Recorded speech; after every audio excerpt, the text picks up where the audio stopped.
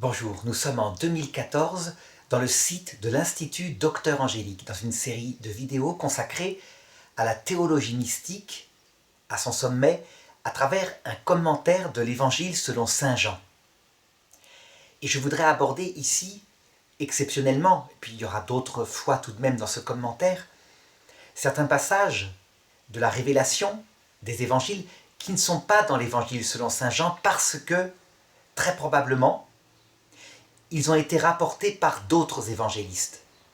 Saint Jean, on le sait, écrit son évangile vers la toute fin de sa vie, alors que les trois évangiles synoptiques, ça veut dire les évangiles qu'on peut mettre en parallèle, une grande partie des textes leur sont communs et sont communs à une source, probablement en hébreu, qui est à l'origine du texte de Saint Marc. Et donc, comme dans Saint Luc, on voit raconter de manière extrêmement précise l'enfance de Marie, et en particulier l'Annonciation, eh bien, le disciple Saint Jean, qui a pourtant pris chez lui la Vierge Marie, la tradition rapporte qu'il a vécu avec elle à Éphèse un certain nombre d'années avant son Assomption. Eh bien, il ne la rapporte pas dans son évangile. Il rapportera d'autres choses très importantes sur Marie. Il faut remarquer aussi que les textes concernant Marie semblent peu nombreux en comparaison de l'importance qu'elle a pris dès le début dans les églises fondées par les apôtres, ce qu'on appelle les églises apostoliques. Donc actuellement, l'église orthodoxe, l'église catholique, donc du côté du patriarcat de Rome, mais aussi certaines églises d'Égypte, coptes, syro-malabar en Inde, etc. Dans toutes ces églises apostoliques, la Vierge Marie a très vite un rôle extrêmement important, avec sur elle des traditions qui se répandent universellement, mais qui ne sont pas dans les 4 évangiles canoniques, dont on voit l'universalité par exemple par le fait que lorsqu'arrive l'islam, plusieurs siècles plus tard, eh bien, dans le Coran, il y a la marque très nette que Marie est pleine de grâce, qu'elle est probablement, je pourrais même dire, qu'elle est immaculée conception.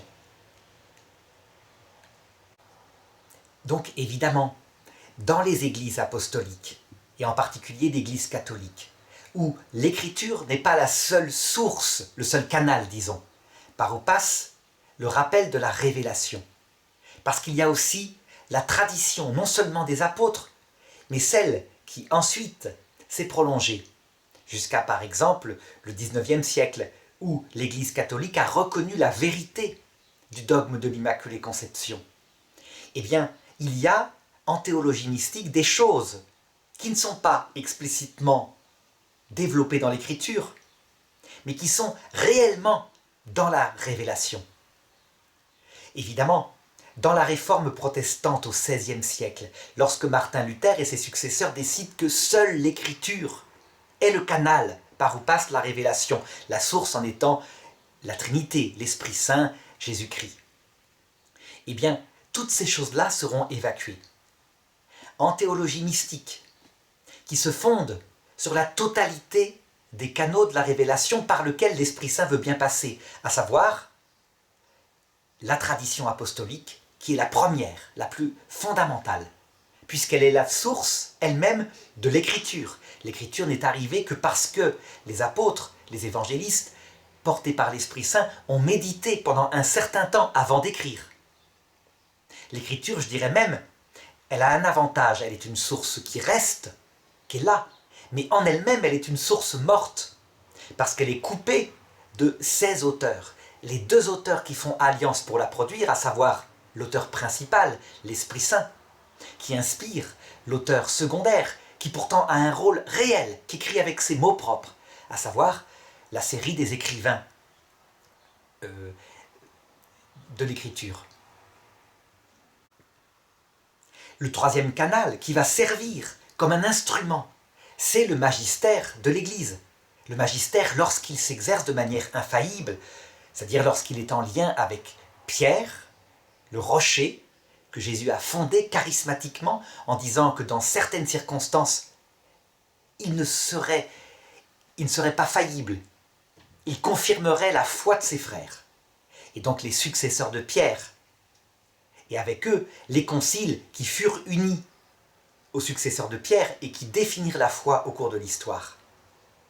Et donc du coup, la théologie mystique catholique, elle a une base bien plus large que ce qui peut arriver dans le protestantisme, et elle peut arriver à dire des choses avec autorité parce qu'elle s'appuie sur l'autorité de l'Esprit Saint qui a promis à Pierre et à ses successeurs cette infaillibilité de type charismatique. Ça veut dire qui ne vient pas de leur sainteté, mais qui vient véritablement d'une protection volontaire venant de Jésus-Christ.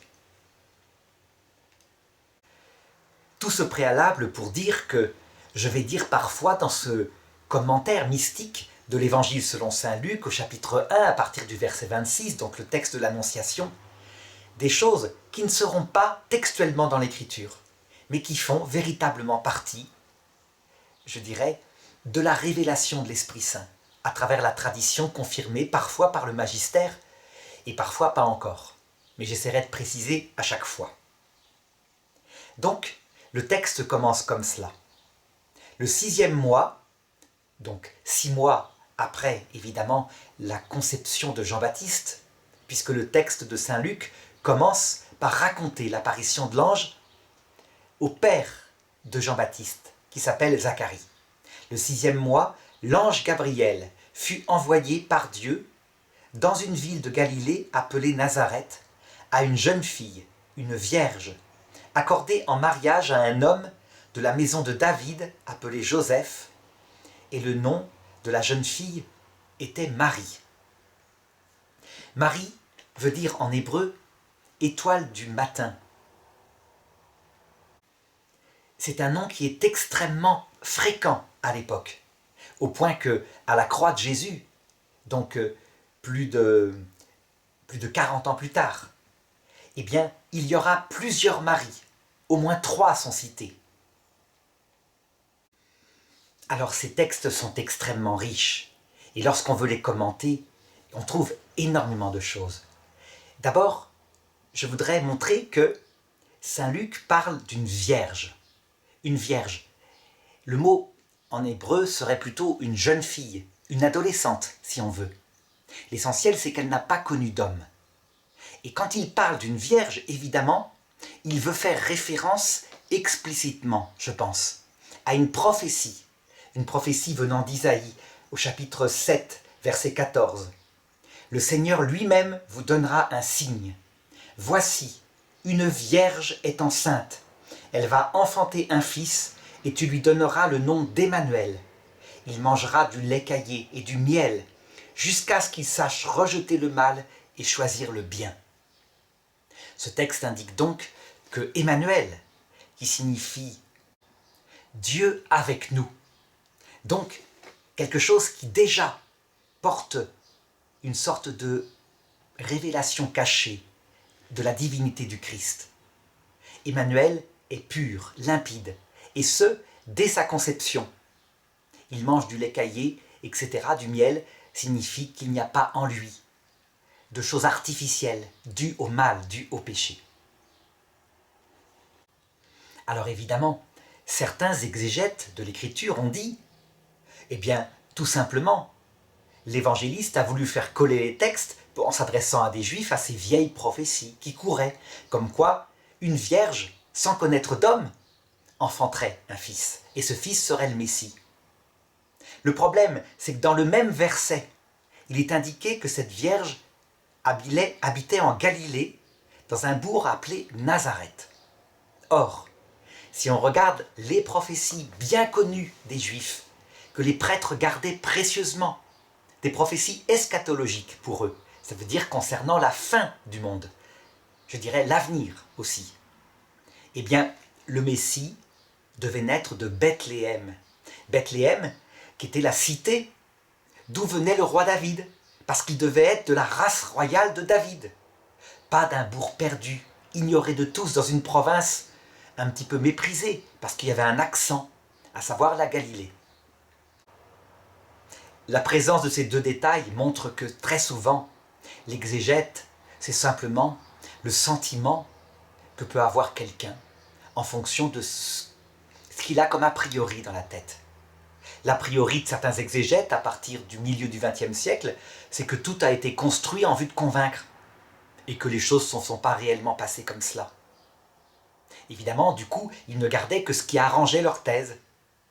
Eh bien, je dirais tout simplement qu'il y a là un témoignage factuel que saint Luc, il veut rapporter ce qu'il a reçu, ce qu'il a entendu, et il le fait.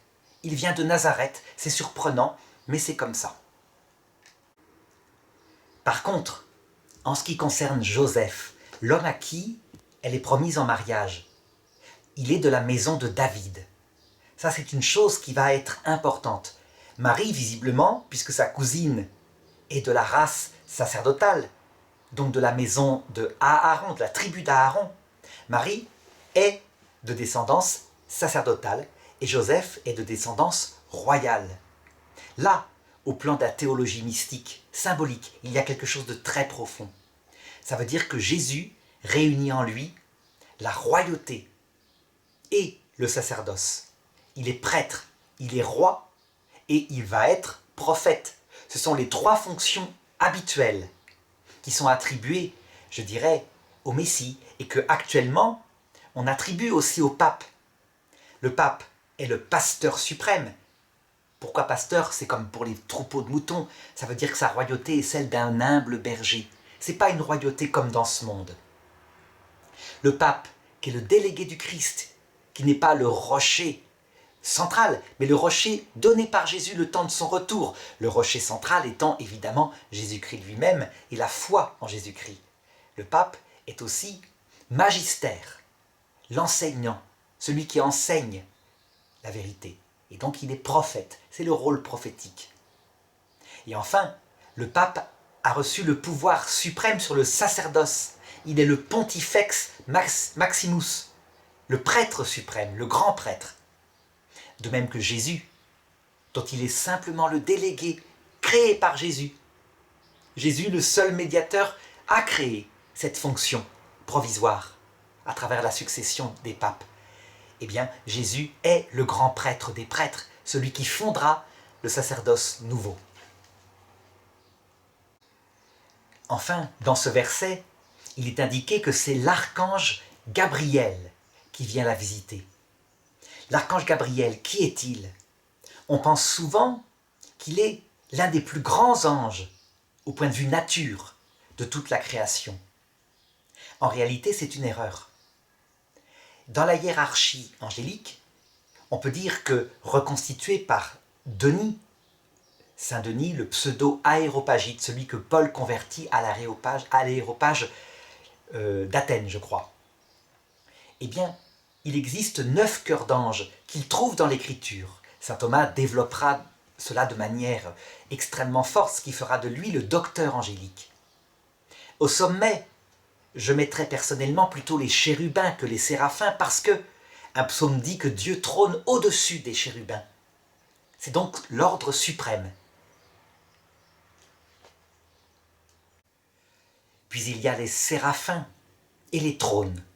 Les 3 cœurs d'anges qui, dans l'œuvre de Dieu, puisque Dieu délègue la structuration de l'univers à ses anges, qui sont un peu ses ingénieurs, eh bien, ils sont comme les ministres qui contemplent la volonté de Dieu et qui l'expliquent aux autres anges.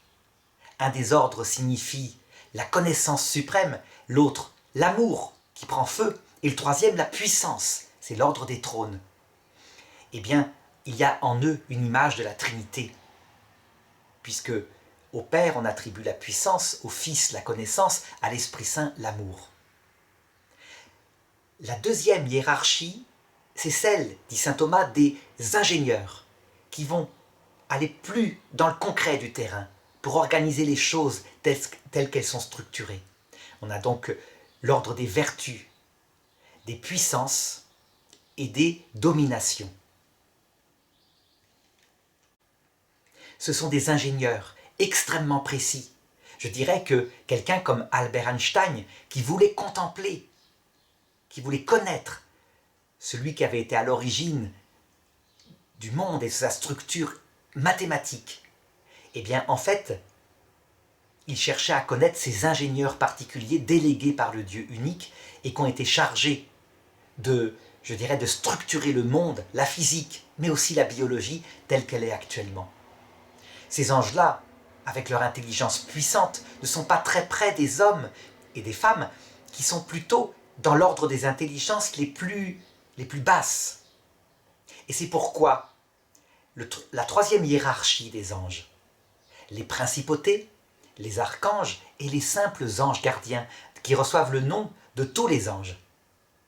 S'ils sont situés ici, c'est parce que, étant peut-être moins intelligents sur ces matières extrêmement complexes, eh bien, ils sont en même temps beaucoup plus proches du concret de la vie que peut avoir un homme et une femme sur Terre. On dit que les principautés s'occupent de protéger non seulement les espèces animales, mais surtout les groupes humains. La Bible parle du prince de Grèce qui s'opposa à un moment donné au prince d'Égypte pour savoir qui des deux nations allait gagner la guerre. Parce que ce sont eux qui sont chargés de donner au niveau des groupes humains des victoires et des défaites pour que le maximum d'êtres humains soient sauvés. Les archanges sont chargés des grandes missions, comme annoncer les messages, c'est l'archange Gabriel, comme guérir les malades, c'est l'archange Raphaël qui est cité dans la Bible au niveau du livre de Tobie, ou comme dire sa vérité aux démons, à travers le glaive entre guillemets de sa parole. C'est le nom de l'archange Michael, qui signifie en hébreu « qui est comme Dieu ». Ça se réfère à un passage de cette lutte quand Michael, ce tout petit archange qui avait obéi à Dieu en disant « Dieu est plus intelligent que moi, je fais sa volonté », dit au plus grand des anges, celui qui s'était révolté, avec un nombre incroyable qui le suivirent, il s'appelait Lucifer, c'était probablement un chérubin resplendissant. Qui est comme Dieu pour que toi, tu prétendes connaître à sa place le bien et le mal, le vrai et le faux? Donc, c'est l'archange Gabriel qui est envoyé auprès de Marie, c'est sa mission, c'est le messager, on peut dire que c'est l'annonciateur. Les petits anges, qui ne sont pas si petits que ça par rapport à nous, ils sont d'une puissance incroyable. Eux, ils ont la charge des individus.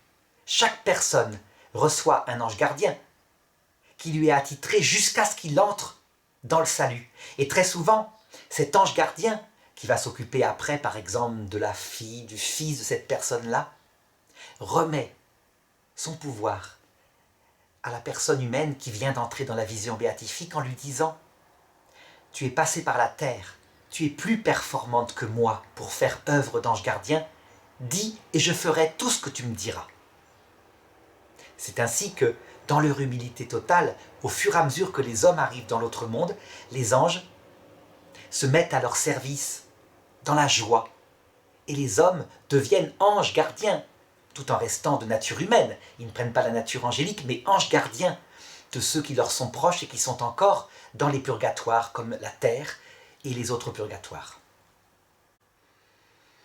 Alors la question qui se pose maintenant, c'est sous quelle forme l'ange Gabriel a pu apparaître à Marie. Est-ce qu'il est apparu sous forme d'une simple intuition intellectuelle, pour qu'elle comprenne ce qu'il lui disait? Ou est-ce qu'il lui est apparu sous forme visible?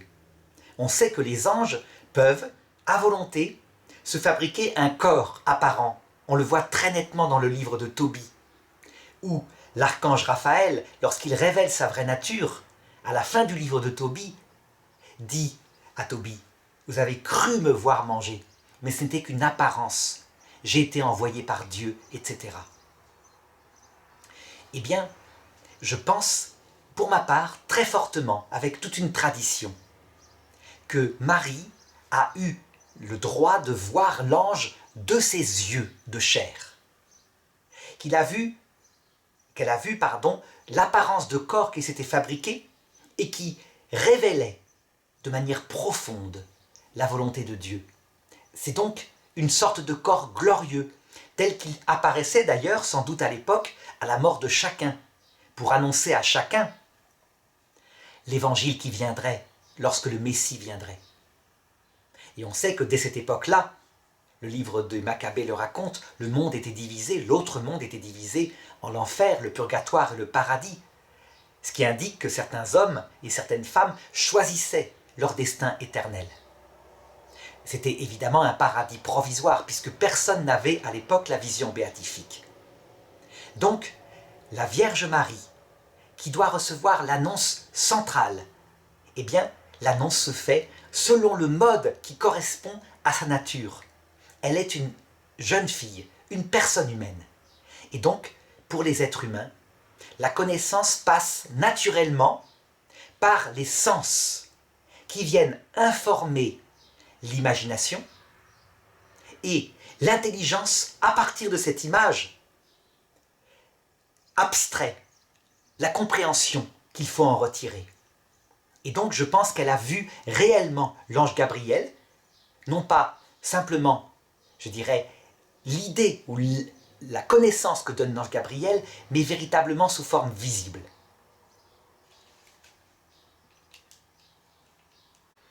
D'ailleurs, on en a un signe lorsqu'on regarde la façon dont ce même archange Gabriel est apparu à Zacharie, au chapitre 1 de Saint Luc. Zacharie le vit, il était à droite de l'autel, donc c'est bien une apparition visible. Et c'est normal. Il s'agit d'annoncer une incarnation, c'est du concret. C'est donc pas des idées abstraites. Évidemment, sur ce point, le magistère ne s'est jamais prononcé, et donc chacun est libre d'avoir une autre opinion. Je ne fais ici que donner l'opinion de certains pères de l'Église, d'autres pères de l'Église ayant eu d'autres avis. Il faut se souvenir, en effet, que tout n'est pas marqué par des repères infaillibles du magistère. Il y a une très grande liberté dans la lecture de l'Écriture. Les repères du magistère, lorsqu'ils arrivent, ils sont extrêmement pratiques, parce qu'ils permettent avec certitude de dire quelque chose. Et bien sur ce point-là, il n'y a pas de repère ferme. Le texte continue au verset 28. « L'ange entra chez elle et lui dit ». Le fait qu'il entre chez elle indique effectivement plutôt une présence d'ordre visible. Mais pourquoi pas? Ça pourrait être pris au sens profond en disant « il entra dans son intelligence » et il lui dit à son intelligence. En fait, les deux sens sont valables, mais je crois qu'il faut garder les deux sens. C'est à la fois, il entre chez elle de manière visible à ses yeux de chair, à son esprit intérieur, son psychisme, et en même temps, il informe son intelligence, de telle manière à ce qu'elle n'ignore rien de ce qu'elle doit connaître. Est-ce que ça veut dire que Marie va connaître tout, sans exception, du mystère de celui qui sera son fils? Non, non. Les choses se préciseront au fur et à mesure. Elle doit simplement connaître certaines choses à ce moment précis. Et il y aura de la place pour un perfectionnement de Marie, en connaissance, mais aussi un perfectionnement en amour, en humilité. Le fait que Marie est Immaculée Conception, ce que je commenterai tout à l'heure, ne signifie pas du tout qu'elle ne peut pas progresser. Et c'est d'ailleurs la même chose pour Jésus. On le voit très nettement dit dans l'Épître aux Hébreux. Il est dit que Jésus, tout fils éternel qu'il était, apprit de ce qu'il souffrit l'obéissance. Et lorsqu'il fut rendu parfait, ça veut dire que Jésus lui-même, le Verbe fait chair dans son humanité sainte, sa divinité est immuable, donc elle n'apprend rien, évidemment. Elle est la source de toute connaissance. Mais dans son humanité sainte, il a appris des choses par l'expérience de la souffrance qui lui a donné ce que ne pouvait faire personne, nulle autre chose, qui lui a donné un cœur brisé, un esprit humilié, comme dit un prophète. Donc la parole de l'ange est très connue. « Je te salue, Marie, comblée de grâce. Le Seigneur est avec toi. » Cette parole, elle est extrêmement forte dans tous ses mots. D'abord, le fait qu'il s'adresse à elle. « Je te salue, Marie. » Quand on connaît maintenant, grâce, comme je le disais tout à l'heure, à la profonde méditation de l'Église sur le mystère de Marie, que sa sainteté elle est liée en particulier à sa profonde humilité. Il est très probable que Marie, jamais, ne se regardait. Je dirais qu'elle était entièrement aux autres. Et que donc tout d'un coup, quand quelqu'un se tourne vers elle pour la saluer, « Je te salue Marie », eh bien rien que cela, ça la touche. Et on aurait envie de dire, elle a dû se dire, est-ce que c'est à moi qu'on s'adresse? Que me vaut l'honneur qu'on s'adresse ainsi à moi?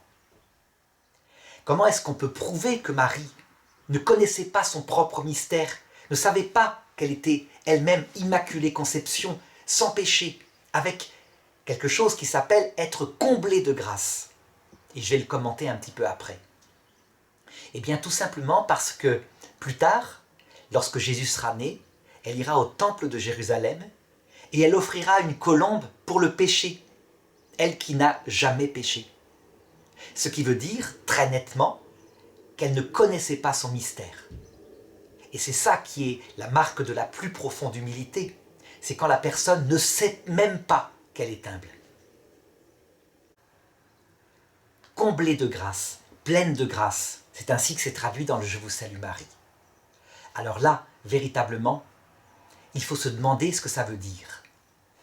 L'Église catholique, les églises apostoliques, au cours des premiers siècles, en méditant sur Marie, se sont dites que véritablement, il fallait prendre cette parole-là au sens premier, à savoir que Marie, qui a à l'époque à peu près 14 ans, comment peut-on le dire? Parce que le pape Jean-Paul II le pensait, puisqu'il fêta l'année jubilaire de la naissance de Marie en l'année 1986, donc à peu près 14 ans avant les 2000 ans de la naissance de Jésus.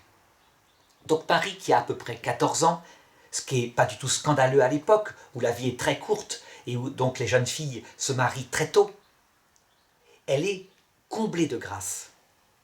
Est-ce que ça veut dire qu'elle a toutes les grâces qu'elle aura à la croix, qu'elle aura ensuite dans son exaltation comme reine du ciel et de la terre?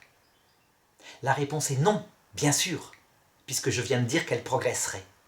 Mais en ce qui concerne le mystère d'une jeune fille de 14 ans, elle a la plénitude de ce que Dieu voyait pour la femme, qui serait parfaitement fidèle.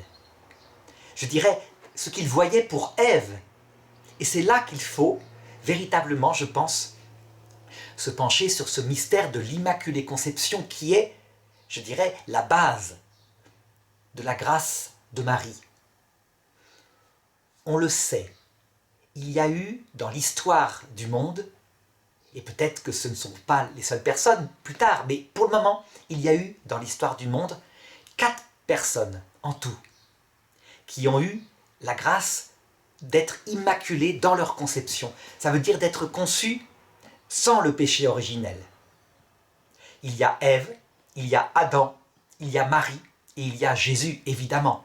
Jésus étant carrément Dieu fait homme. Pour ce qui concerne Ève, véritablement, il faut décrire ce que ça signifie. Ça signifie que quand elle apparaît à l'être, elle n'apparaît pas comme les autres personnes. Elle est la mère de tous les vivants. Elle apparaît, on ne sait pas comment, par quel mode particulièrement. Il est évident, évidemment, que le texte qui parle de la côte d'Adam est un texte symbolique. Du moins l'Église permet de le penser, parce qu'il a un sens extrêmement profond. Elle est complémentaire d'Adam du côté du cœur. Comme dit saint Augustin, si elle avait été créée de ses pieds, ça aurait été pour que Adam la domine. Si elle avait été créée de ses mains, ça aurait été pour une compagne dans l'ordre du bricolage. Si elle avait été créée de son cerveau, ça aurait été pour être sa compagne de l'ordre de la recherche de la vérité. La côte, c'est la partie la plus proche du cœur, donc le symbole est très fort. Donc peu importe la manière dont ça s'est passé, leur corps vient-il de l'évolution, comme le dit le pape Jean-Paul II dans son discours à l'Académie des sciences en 1998? Très probablement oui. Ce qui est certain, c'est que leur âme est directement créée par Dieu. Et, en même temps que leur âme, leur est infusée à Adam et Ève la sagesse surnaturelle. Ça veut dire, elle fait d'eux non pas des bébés, qui seraient élevés par des singes par exemple, non, directement des sages qui connaissent la réponse profonde qu'il leur faut aux 3 questions de la sagesse. D'où est-ce que je viens? Où est-ce que je vais? Qu'est-ce que je fais sur terre? Qui suis-je là maintenant? C'est une connaissance tellement parfaite et nécessaire qu'elle va engager, c'est leur responsabilité, tous les enfants qui naîtront d'eux. Un peu comme les parents actuels engagent leurs enfants quand ils le veulent pour eux le baptême ou quand ils ne le veulent pas. C'est leur responsabilité et personne ne peut baptiser un enfant dans leur dos. Eh bien, Adam et Ève, c'est le cas pour tous les enfants qui sortiront d'eux, ça veut dire l'humanité spirituelle tout entière. Quand je dis humanité spirituelle, je veux dire les hommes qui possèdent une âme spirituelle et qui tous, sans exception, descendent d'Adam et Ève, dit la foi catholique de manière solennelle. Là, c'est un dogme, je peux le préciser. Quand on dit que Ève est immaculée conception, cela signifie qu'elle est comblée de grâce, là, dès qu'elle apparaît. Et les grâces peuvent être décrites de la façon suivante. En fait, c'est comme un édifice qui part du sommet et qui harmonise dans la lumière tout son être jusqu'à la base, à savoir son corps. La source de toute grâce, c'est une présence de Dieu presque palpable, qui est plus forte que tout ce que peuvent vivre les mystiques actuellement, à l'exception de ceux qui sont dans la vision béatifique. Ève n'a pas la vision béatifique, parce que ça, pour l'obtenir, il faut des conditions qu'elle doit avoir. Et donc ça ne peut pas être donné, c'est impossible dès le départ. Pour voir Dieu, il faut mourir à soi-même. Il ne faut pas forcément mourir biologiquement, c'est pas ça le problème. Il faut mourir à soi-même, à toute la certitude, je dirais l'enthousiasme, l'admiration qu'on a pour soi-même, même légitime. Non pas que cette admiration soit mauvaise, mais parce que Dieu est tellement humble, lui le Tout-Puissant, que sans avoir cette connaturalité d'abaissement avec ce Dieu qui dans sa vie trinitaire, je l'avais dit dans d'autres vidéos, est kénose aussi. Et c'est ça qui fait les personnes de la Trinité, eh bien on ne supporte pas. Donc, Adam et Ève sont comblés de grâce, ont cette présence de Dieu, mais pas la vision béatifique. Seulement, ça prend le sommet de leur âme, ça se répand dans leur intelligence qui comprend que ce Dieu est amour, que ce Dieu est bon, de leur volonté qui fait qu'ils l'aiment avec enthousiasme, que ça se répand dans tout le reste de leur intelligence, qui n'a pas d'erreur. Attention, je ne veux pas dire par là que leur intelligence connaît les sciences, la physique, la chimie, la biologie, pas du tout. Saint Thomas d'Aquin pensait que leur intelligence connaissait toutes les sciences, mais je dirais à ce sujet-là, qui ne concerne pas la doctrine du salut, qui concerne par exemple la connaissance du monde, eh bien, en regardant la philosophie qui montre qui étaient les descendants d'Adam et Ève, donc la paléontologie, les hommes préhistoriques, les hommes, je dirais, de Cro-Magnon, on voit bien que tout a dû être appris. Qu'au départ, ils apprennent à tailler des outils, ils apprennent à chasser à l'arc, etc. Donc, il est impossible de dire à l'heure actuelle qu'ils possédaient la physique nucléaire. Non, ils possédaient la science de Dieu. Donc, ils savaient qu'ils devaient rester sur Terre un certain temps, que Dieu leur demandait en vue de quelque chose de grand, ils savaient qu'ils devaient donner la vie à des enfants, les élever, et que l'ordre du bien et du mal était de mettre l'amour de Dieu et du prochain en premier, en étant tout humble, en obéissant à un commandement très concret. Tu ne mangeras pas de l'arbre de la connaissance du bien et du mal. Cet arbre était-il un arbre réel? Peut-être pas. Il semble être un arbre spirituel. Tu ne décideras pas toi-même autre chose que ce que Dieu t'a dit comme étant le bien et le mal. Cette présence de Dieu, donnant à leur intelligence, à leur volonté, cette perfection de sagesse, se répandait dans leur sensibilité, qui était entièrement soumise à leur intelligence et à leur volonté, si bien que, dit la Bible, lorsque Adam voyait Ève nue, mais nue non seulement corporellement, mais aussi dans ses pensées, eh bien, Ils n'avaient pas honte. Ça signifie non seulement qu'ils ne pouvaient pas avoir une pensée de convoitise non contrôlée, mais que leur pensée était limpide, innocente, donc sans honte. Pas de retour sur soi, d'égoïsme, d'hypocrisie, etc. Cette grâce sensible se répandait aussi dans leur corps. Ça veut dire que l'énergie sensible descendue de cette présence de Dieu faisait que leur corps ne pouvait pas tomber malade, qu'il était extrêmement vigoureux.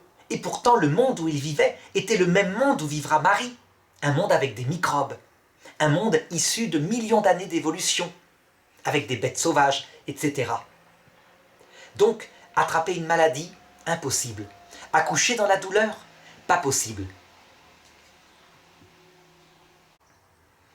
Et je dirais même que cette santé extraordinaire due à cette présence de Dieu rayonnait jusque dans les animaux, qui fait que lorsqu'ils voyaient Adam et Ève, ils n'avaient pas du tout envie de les dévorer, ils étaient plutôt fascinés par la lumière qui émanait d'eux, ils les respectaient, ils devenaient paisibles auprès d'eux.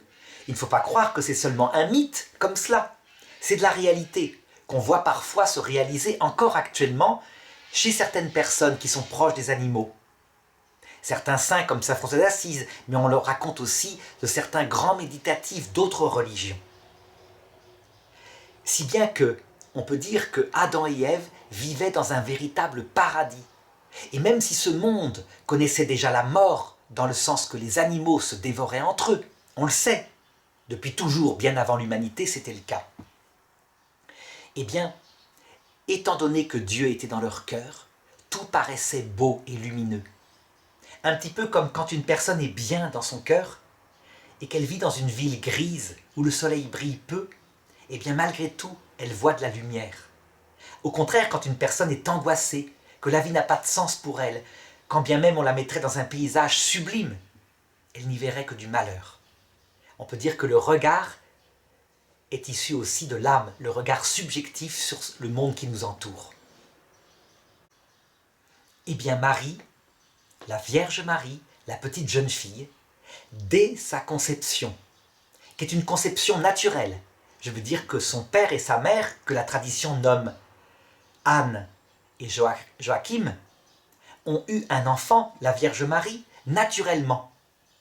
La tradition dit qu'ils étaient stériles et qu'un jour, pareil, ils eurent la visite d'un ange et que Anne tomba enceinte et qu'elle mit au monde la petite fille Marie. Lorsque Anne voyait cette petite fille Marie, elle ne devinait pas forcément que la grâce en elle était jusqu'à faire d'elle l'Immaculée Conception. L'essentiel est que, dans le ventre d'Anne, le jour de la conception de Marie, donc 9 mois avant sa naissance, lorsqu'au même moment, bénissant leur union physique, Dieu créa l'âme de Marie, eh bien, elle eut cette grâce d'Immaculée Conception. Ça veut donc dire que dès le ventre de sa mère, Marie vivait dans l'équivalent du paradis terrestre, avec cette présence de Dieu qui ne la quittait jamais, avant même d'être capable de répondre librement. On peut dire que Dieu venait comme jouer de la harpe sur son cœur, sur son âme spirituelle, qui était créée intacte, alors que Marie ressemblait à une petite cellule. Ce qui montre bien, d'ailleurs, par rapport à l'avortement, qu'il ne faut pas juger de la réalité d'un enfant à la forme de son corps, mais à la présence de son âme.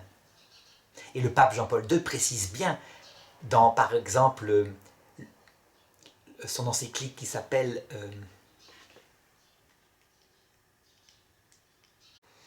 Evangelium Vitae, il précise bien que l'âme spirituelle est créée aussitôt à la conception, par la main de Dieu certainement, directement, mais au moment de la conception, au point qu'il en déduit que l'avortement, même juste après la conception, est quelque chose que l'Église ne peut en aucune façon accepter.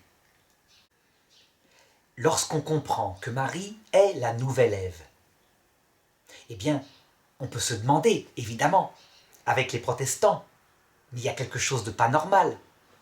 Normalement, toute personne est sauvée par le Christ.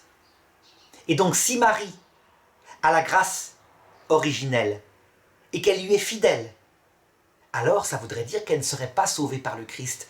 Ça a été d'ailleurs l'argument principal qui a fait que des grands docteurs, alors que le peuple, lui, pensait qu'elle était Immaculée Conception.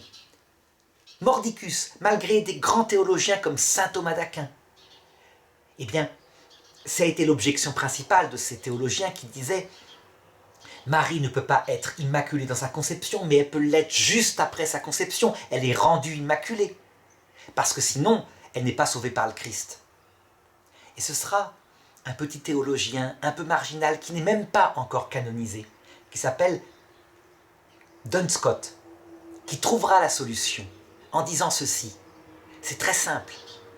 En fonction des mérites que le Christ donnera plus de 40 ans plus tard, la Vierge Marie, sa mère, dès sa conception, a été sauvée par le Christ. Mais il ne l'a pas sauvée de la façon suivante, comme une petite fille qui serait tombée dans un trou et que son papa viendrait sortir du trou. Non, avant même sa conception, le papa, Jésus, son futur fils, est venu boucher le trou pour elle. Et lorsqu'elle fut conçue, elle ne fut pas dedans. Elle n'eut donc pas à être lavée du péché originel, elle fut immaculée dans sa conception, donc avec cette présence de Dieu que Adam et Ève avaient refusé au nom de tous leurs enfants, en prétextant que de cette façon-là, l'homme et la femme seraient libres. Ils préféraient leurs enfants libres, plutôt que liés dès la conception à cet amour intense qui leur semblait être un obstacle à une liberté de faire ce qu'on veut, de choisir soi-même le bien et le mal, de manger donc de l'arbre de la connaissance du bien et du mal. C'est ça le péché originel. Et donc on peut dire que Dieu annula préventivement le choix d'Adam et Ève pour ce qui concernait la Vierge Marie et la Vierge Marie seule. Du moins, c'est la révélation qui pour le moment connaît le cas de la Vierge Marie. Eh bien, à partir de cette considération que le père Dehaut, D-E-H-A-U, avait développé dans un livre appelé Ève et Marie, où il comparait les deux destins, eh bien, on peut profondément comprendre, reconstituer l'histoire de l'âme de la Vierge Marie jusqu'à ce moment où, à 14 ans, elle eut l'annonce par l'ange. En effet, il n'y eut pas seulement les grands docteurs catholiques à douter du fait que Marie puisse être Immaculée Conception.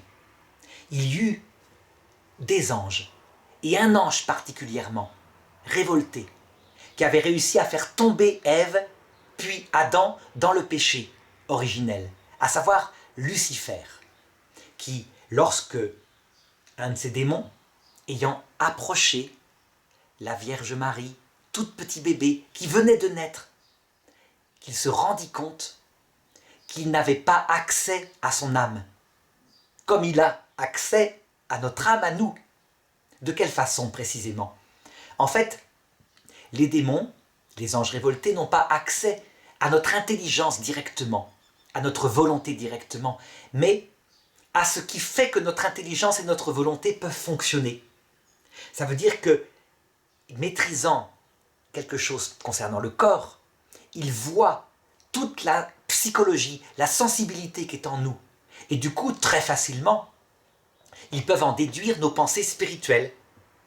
Par exemple, s'ils voient qu'une personne est en colère, ça c'est la psychologie, bien, en regardant ce qui s'est passé, les anges devinent immédiatement pour quelle raison la personne est en colère. Ils voient si c'est une colère sainte ou une colère méchante, due à l'égoïsme.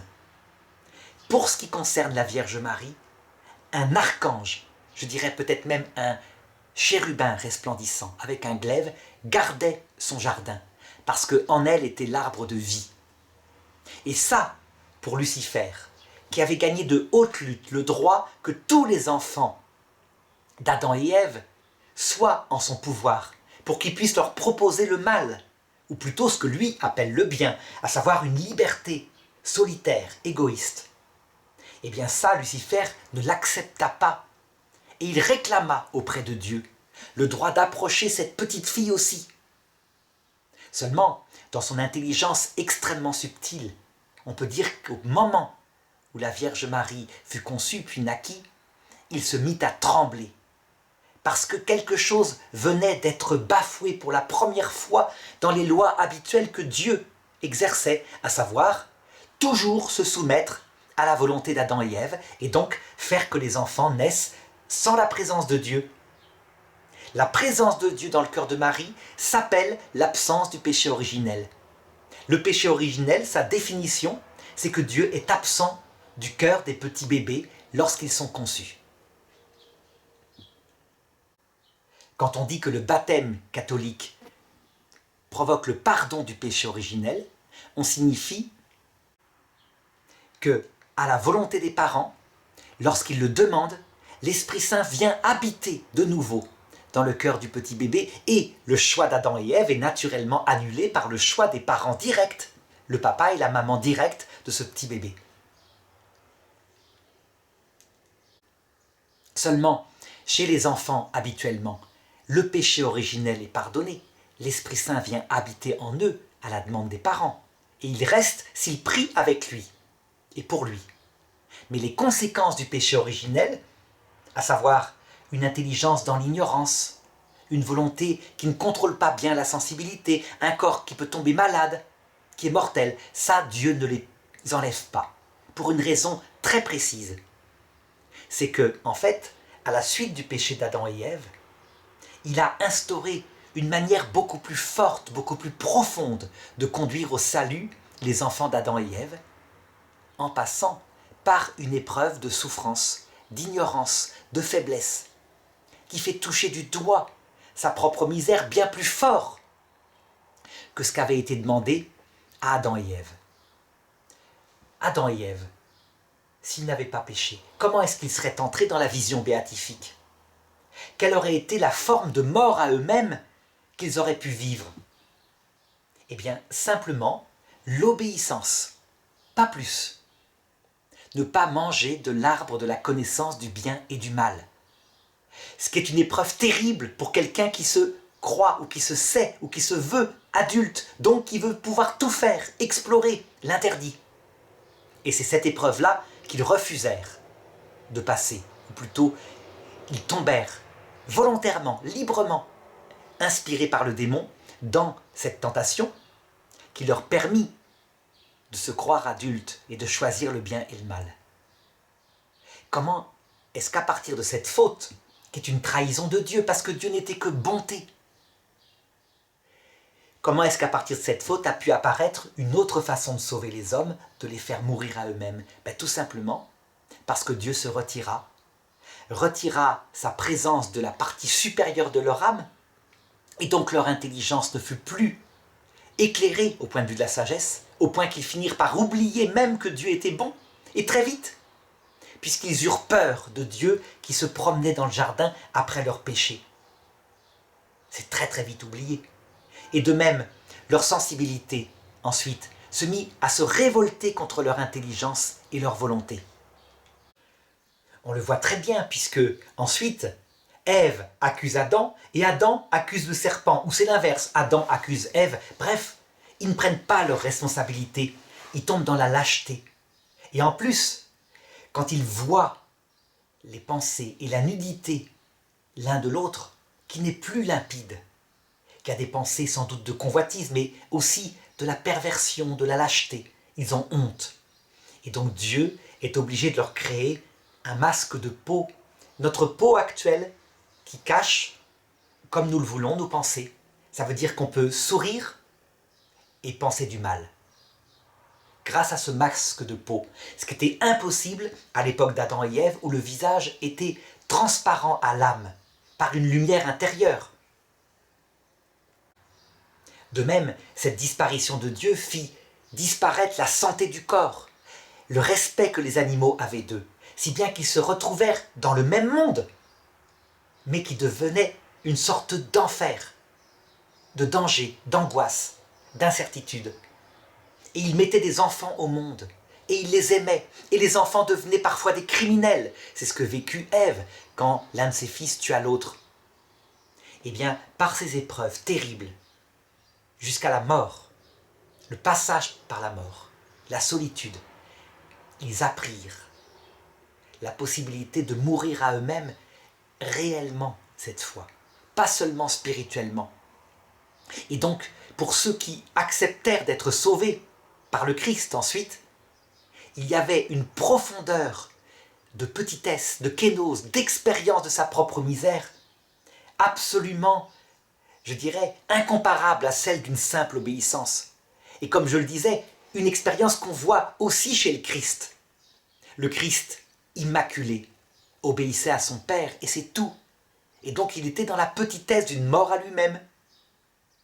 Eh bien, lui qui vécut la mort sur la croix, il a pris quelque chose par là qui dépasse largement la simple obéissance. Idem pour la Vierge Marie. Donc on le voit, les conséquences du péché originel ne sont pas enlevées. Eh bien, chez la Vierge Marie, Immaculée Conception, les conséquences du péché originel étaient enlevées. Elle était véritablement la nouvelle Ève. Ça veut dire quoi? Que le démon constatait que sa sensibilité obéissait complètement à son intelligence et à sa volonté, que son corps était parfait, une santé plénière, qu'elle avait véritablement toutes les propriétés que je citais tout à l'heure concernant Ève. Et ça, il réclama un droit là-dessus, et ce droit, à un moment donné, lui fut accordé. Alors comment est-ce que je peux affirmer que Marie, la Vierge Marie, un jour, reçut la visite du démon de la même façon que Ève l'a reçue, quelques dizaines de milliers d'années plus tôt? Eh bien, tout simplement parce que c'est cohérent au point de vue théologique. Je veux dire par là que la Vierge Marie est une véritable enfant de Dieu et il la veut adulte, libre. Ça veut dire qu'il veut que lui soit proposée la possibilité de ne pas aimer le Dieu qui comble son cœur. Et donc, on peut être certain qu'à un moment donné, sans doute vers l'âge de raison, donc au moment où la Vierge Marie pouvait poser un choix libre, où son intelligence était assez fortifiée, eh bien, Lucifer lui apparut lui-même, de la même façon qu'il apparut à Ève, sous forme d'un dragon. Pas un réel dragon, non, plutôt d'une présence puissante, rayonnante de liberté, de gloire, et aussi de froideur. Donc, et qui lui présenta ce qu'on appelle le mystère de l'iniquité. C'est une notion théologique très importante, qui est reprise dans le catéchisme de l'Église catholique au numéro 676, je crois. Le mystère de l'iniquité, c'est la raison profonde et vraie pour laquelle Lucifer et ses anges se sont révoltés. Et cette raison profonde, elle est résumée dans le texte de la Genèse. Le dragon, donc symboliquement, ça veut dire quelque chose de noble, une sorte de tyrannosaure. Le tyrannosaure, c'est pas un reptile rampant, c'est un reptile fier, puissant. Donc ça symbolise bien les choses. Le dragon, c'est l'image de la bête, on peut dire, tel qu'en parle l'Apocalypse, lui apparut et lui dit « Alors donc Dieu t'a interdit de faire quoi que ce soit dans le jardin », ce qui veut dire en clair « Tu es dans l'obéissance ». Et Ève avait répondu au dragon « Non, on peut tout faire. Il y a une seule chose que Dieu nous a interdit, c'est de manger de l'arbre de la connaissance du bien et du mal. » Ce qui veut dire en clair que Dieu nous dit d'obéir à ce que lui a défini comme bien et ce qu'il a défini comme étant le mal. Alors Lucifer lui répondit, ayant une accroche de dialogue. Pas du tout, c'est pas pour ça. Dieu sait, parce que Ève lui avait dit que s'ils en mangeaient, ils mourraient. Le dragon répondit, Dieu sait que si vous en mangez, vos yeux s'ouvriront. Vous serez comme des dieux, maîtres du bien et du mal. Vous serez adultes en fait. Vous serez libre. Et ça, il ne le veut pas. Mais vous ne mourrez pas. Adam et Ève, et surtout Ève en premier, réfléchirent à cette tentation que présentait le démon, la trouvèrent très intelligente. Ils allaient devenir adultes. Et donc, ils en mangèrent. Ça veut dire que d'une façon ou d'une autre, ils décidèrent que quelque chose était le bien, quelque chose était le mal. Certains théologiens ont pensé que ça pouvait être l'acte sexuel. Non, l'Église s'oppose à cette interprétation. puisqu'il leur était commandé de faire des enfants dès le paradis terrestre. Non, c'est un acte d'orgueil, à savoir qu'ils décident qu'ils sont eux-mêmes maîtres de ce qui est bien et ce qui est mal. Eh bien la Vierge Marie, confrontée à la même force de quelqu'un qui n'a jamais été pour le moment vaincu, à savoir Lucifer, sauf par l'archange Michael, qui au tout début lui a montré la véritable iniquité de son mystère. Et c'est ça que je voudrais expliquer. Lucifer s'est révolté contre Dieu parce qu'il prétend défendre l'honneur de Dieu. Il pense que Dieu, s'il veut donner la vision béatifique en premier lieu à celui qui obéit, qui est tout petit, qui se fait humble, et bien que Dieu perd son propre honneur, parce que Dieu est le Tout-Puissant, il est l'intelligence, il est le Créateur. Il est absolument aberrant que Dieu puisse donner à une personne non intelligente, mais au prétexte qu'elle serait humble, la royauté sur son univers. Et donc, il prétend défendre l'honneur de Dieu. Il aime Dieu à sa façon. Et à sa façon, ça consiste à dire que le plus intelligent est celui qui doit avoir la plus forte vision béatifique.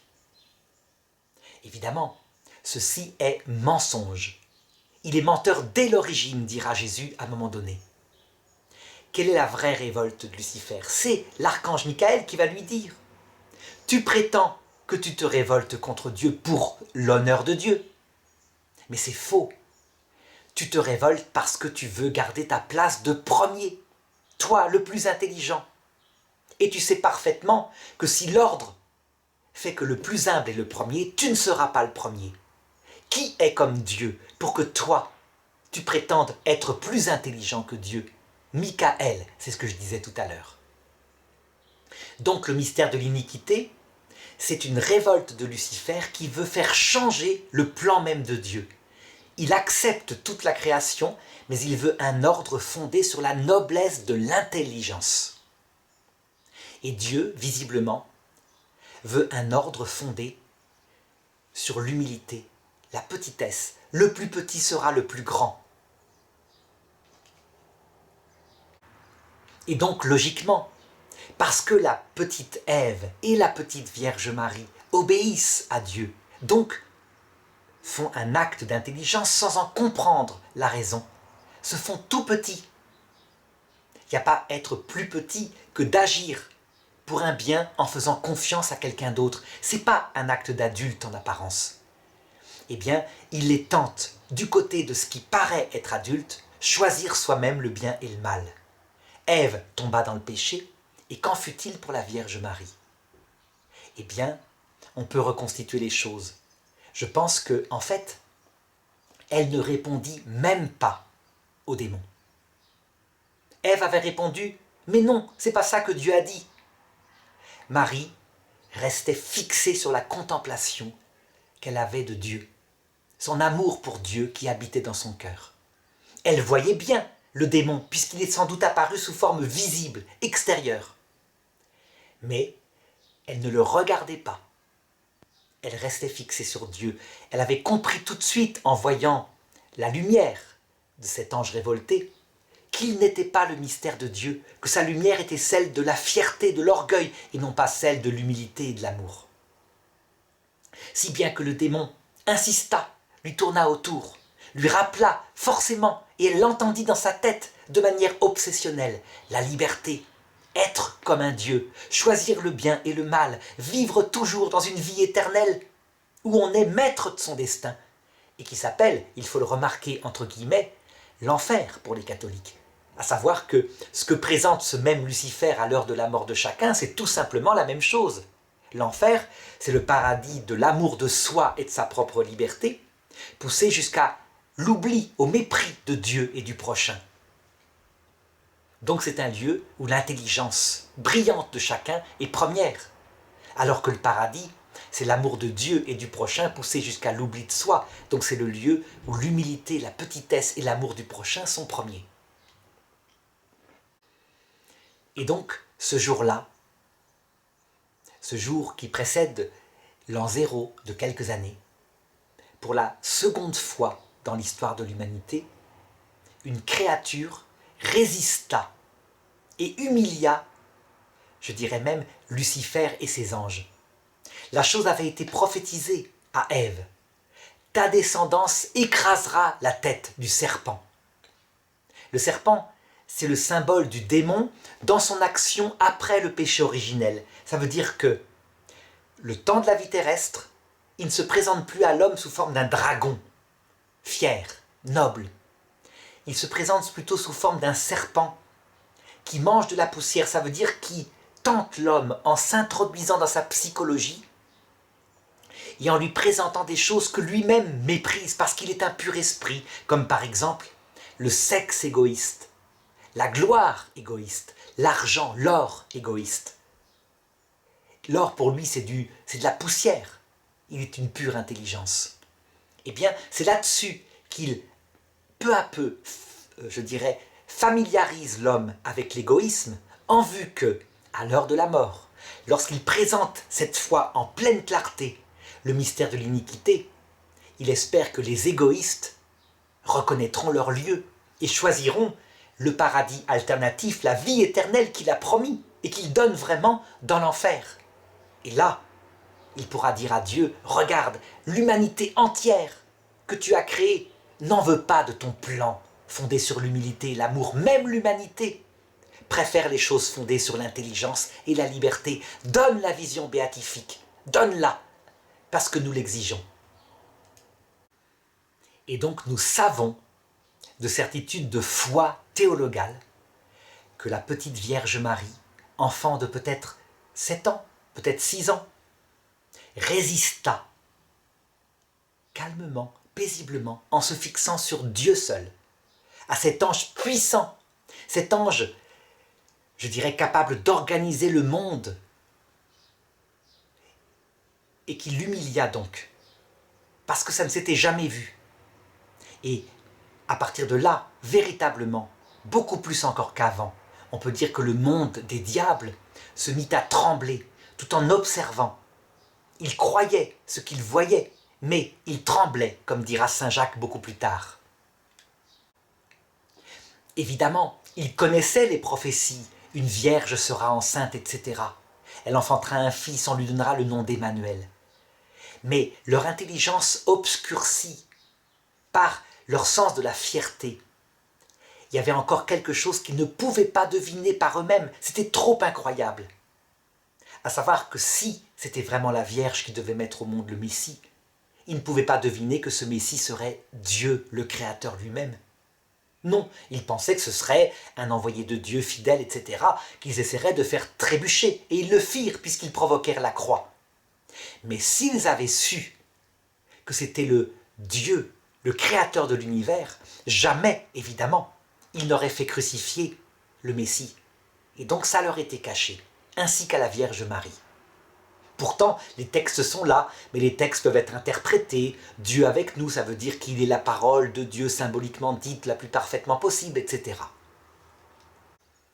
Alors voilà ce qu'on peut dire pour le moment de ce mystère de l'Immaculée Conception, qui n'est pas dans l'Écriture, mais qui est dans la tradition, et qui fait partie maintenant de la foi catholique officielle depuis que le dogme a été proclamé vers 1850 par le bienheureux, le saint pape Pie IX.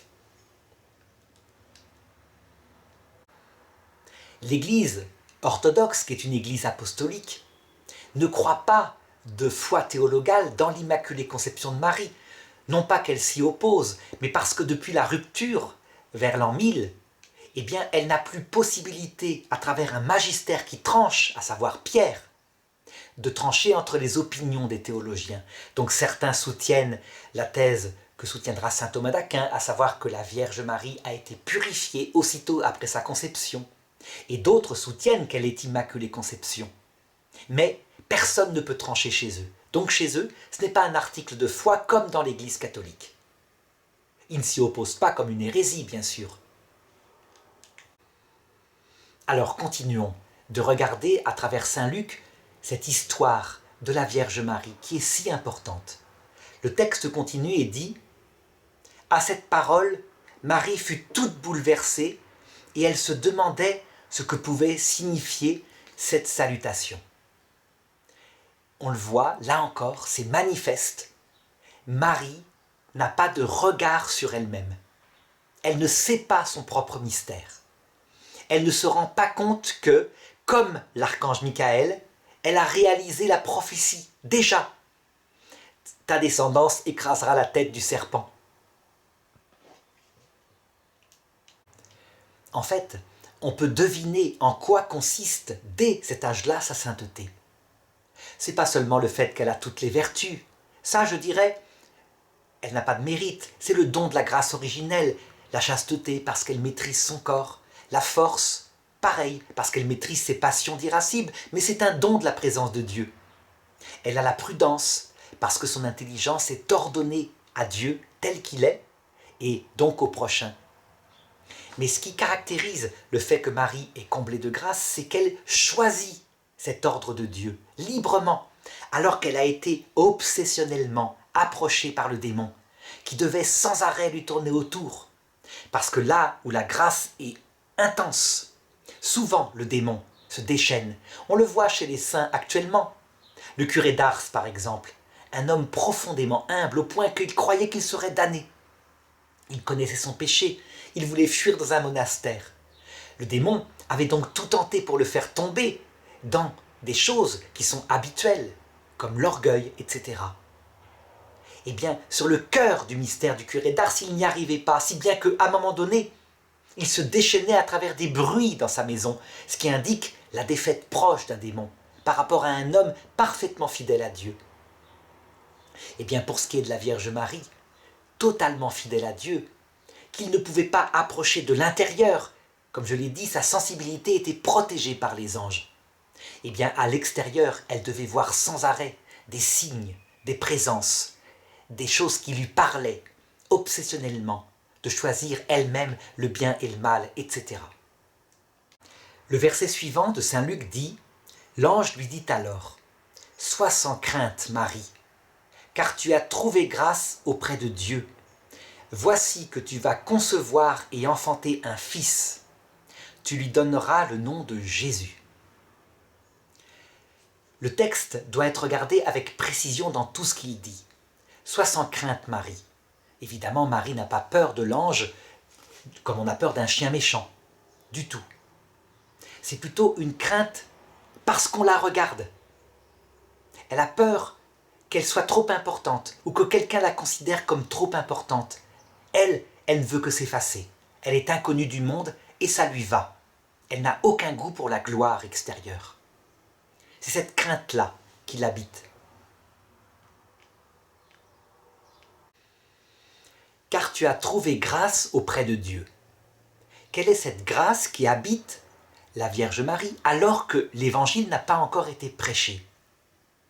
Est-ce qu'on peut dire que c'est ce qu'on appelle une prémotion divine, comme on le verra, comme on l'a vu, chez Jean-Baptiste, à savoir une attraction de tout son être vers un Dieu dont il ignore encore la nature, l'amour profond?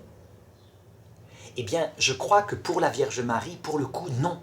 Ce n'est pas seulement cette grâce-là, surnaturelle, qui règne sur tous les hommes, chrétiens ou non chrétiens.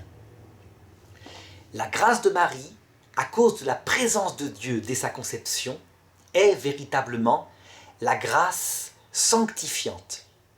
Ça veut dire cet édifice intérieur qui vient anoblir son âme et qui vient, dans son intelligence, lui faire croire qu'elle peut aimer Dieu tendrement, comme son intime, comme son ami. Donc quelque chose de plus fort que ce qu'avait essayé de vivre le roi David. Lui, il avait essayé d'être ami de Dieu, et comme je l'avais dit une autre fois, Dieu ne voulait pas, et donc lui avait fait peur. Il avait peur de Dieu au sens peur de quelqu'un de terrible, parce qu'il avait vu Dieu tuer quelqu'un qui voulait simplement supporter l'arche d'alliance pour pas qu'il verse dans le fossé. Marie, évidemment, elle a la crainte chaste qui vient de la charité. Ça veut dire que sa volonté est surélevée par la grâce sanctifiante pour aimer Dieu de charité théologale, un amour d'amitié, d'égalité. Elle lui parle dans sa naïveté, dans sa simplicité, et Dieu lui répond tendrement au point que, comme dans l'Éden, on peut dire qu'il marche dans le jardin de son cœur. On pourrait dire tout de même, c'est osé, elle n'est pas humble, elle ose fréquenter Dieu comme son ami. Non, c'est parfaitement innocent. C'est ce qu'elle a vécu depuis toujours. Elle ne se rend même pas compte de l'énormité de la grâce que c'est. De même, sa volonté, revêtue de la grâce, espère Dieu. De toute l'espérance théologale qu'on peut attendre. Ça veut dire qu'elle n'espère pas une sorte de roi de la terre. Elle espère connaître Dieu intimement, profondément, peut-être le voir face à face un jour. C'est l'espérance éternelle qui la revêt, et non pas une victoire terrestre, comme beaucoup de juifs de son époque, qui attendaient un messie militaire qui chasserait les Romains, etc. Marie est tout à fait étrangère à ce genre d'espoir-là. Alors est-ce que cette grâce, à son époque, existait dans d'autres personnes que la Vierge Marie? Eh bien, je pense que oui, d'après une tradition très ancienne. Une tradition très ancienne dit que Marie faisait partie d'un petit groupe de juifs qu'on appelait les pauvres de Yahvé, les Anawim, et dont faisait partie sa mère, Sainte Anne, et son père, Saint Joachim. Et que donc, elle reçut de sa mère, qui était une femme très simple, qui aimait Dieu, qui pensait qu'on pouvait aimer Dieu tendrement, comme un ami, donc avant même que Jésus soit venu, ce qui paraît choquant. Eh bien, elles avaient osé. Alors, qu'est-ce qui me permet d'affirmer que c'est possible? Tout simplement, quand je regarde ce qui se passe chez des personnes qui ne connaissent pas encore Jésus comme étant Dieu fait homme, et qui même, de par leur tradition, pensent qu'il n'est pas possible d'aimer Dieu comme un ami. Je pense par exemple à certains musulmans chiites, très mystiques, ou soufistes. Eh bien, malgré leur dogme fondamental qui dit que Dieu est grand, qu'on ne peut pas l'aimer si ce n'est comme un serviteur aime un maître, qu'il y a donc une distance qui ne permet pas un amour d'amitié, d'égalité, qui est la condition essentielle de la possibilité de la charité, vertu théologale. Eh bien, j'ai constaté, souvent, et récemment, quelqu'un m'a téléphoné, un chiite mystique, qui m'a dit « Tout ce que vous dites sur Sainte Thérèse d'Avila, l'amitié avec Dieu, le cœur à cœur, eh bien, mon père le vivait, je le vis. » Et je lui répondais « Mais c'est fantastique, mais comment est-il possible que vous le viviez, puisque Dieu est grand, plus grand que vous ?» Ben, il disait simplement « Nous dépassons cela, parce que certes, nous l'aimons comme des musulmans, il est notre maître, mais c'est un maître si bon que finalement, petit à petit, nous nous approchons de lui, nous nous blottissons contre lui et nous vivons de sa présence et il nous la donne. On ressent sa présence dans notre cœur. Eh bien, pour la Vierge Marie, non seulement à cause de cette présence mystique de Dieu dès sa conception, la grâce originelle, mais aussi par l'enseignement que lui donna sa maman, Sainte Anne, sur ses genoux, dès toute petite. L'amitié avec Dieu, le cœur à cœur surnaturel de la charité était possible, dès ce moment-là. Évidemment, Dieu avait accepté pour Marie, comme pour Sainte Anne et d'autres, les Anawim.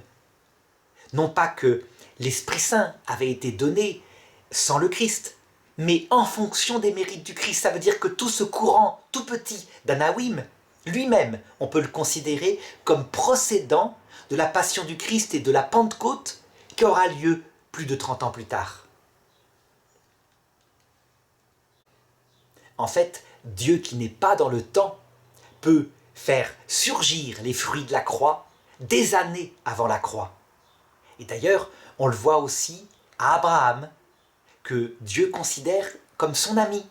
Ce qui est une chose qui normalement ne devrait pas exister puisque le cœur de Dieu n'avait pas été ouvert et que personne avant le Christ ne pouvait pénétrer dans un tel mystère. Eh bien si, il y avait des exceptions. Cependant, il faut le reconnaître, la règle était un amour de Dieu qui n'allait pas jusqu'à l'amour d'amitié. Et une grâce surnaturelle qui attirait le cœur des hommes, qui les angoissait, qui les faisait aspirer à un sauveur, mais jamais ils ne voyaient, ils n'ont vu, avant, je dirais, l'heure de leur mort, un seul jour du Fils de l'homme. Ça veut dire qu'ils ne pouvaient même pas deviner que ce serait un évangile comme cela que le Christ, Verbe fait chair, prêcherait.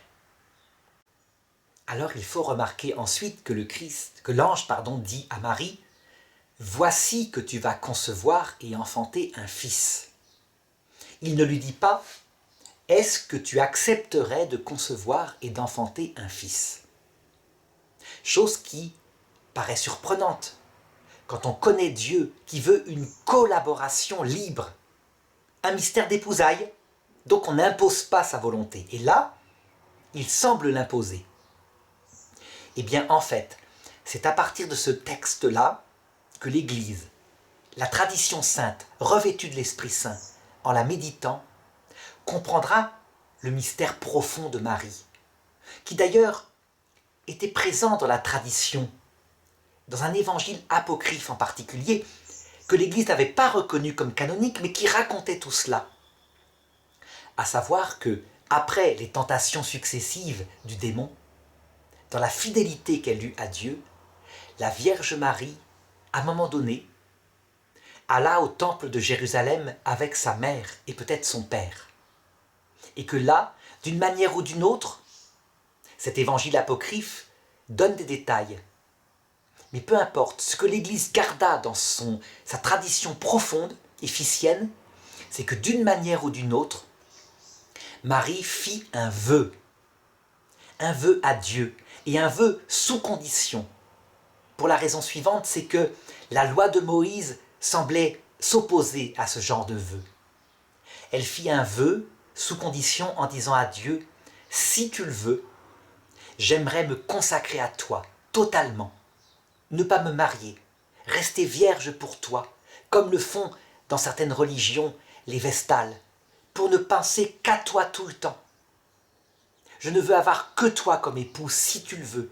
Mais si tu ne le veux pas, quoi que tu me demandes, je ferai ta volonté. » Et donc ce jour-là, elle fit un vœu conditionnel de chasteté totale, un vœu absolu d'obéissance totale et un vœu de pauvreté totale, si bien que lorsque l'ange vint la trouver, il savait déjà que quoi qu'il demande à Marie, soit de coucher avec Joseph, son futur mari, soit, au contraire, de rester vierge, elle accepterait.